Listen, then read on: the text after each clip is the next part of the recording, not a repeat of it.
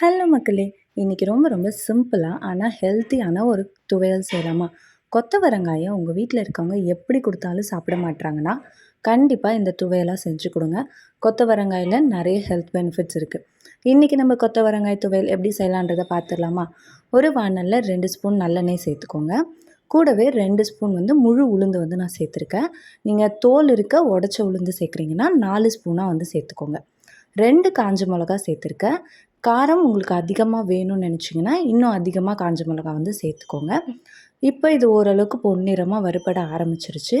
இந்த ஸ்டேஜில் 2 பெரிய வெங்காயத்தை கட் பண்ணி சேர்த்துருக்கேன்.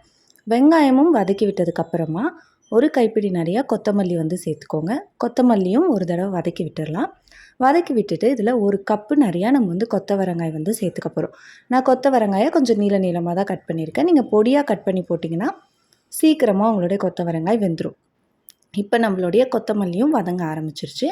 இந்த ஸ்டேஜில் நம்மளுடைய கொத்தவரங்காயை சேர்த்தாச்சு.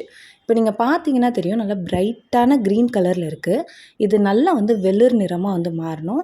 நீங்கள் இதை கத்தியாலேயோ இல்லை நம்மளுடைய கரண்டியாலேயோ கட் பண்ணுறப்போ உங்களுக்கு ஈஸியாக கட் பண்ணுறதுக்கு வந்துச்சுன்னா உங்களுடைய கொத்தவரங்காய் நல்லா வெந்துருச்சுன்னு அர்த்தம். இப்போ பாருங்கள், வெங்காயமும் நல்லா வதங்கிடுச்சு, கொத்தவரங்காயும் நல்லா வதங்கிடுச்சு.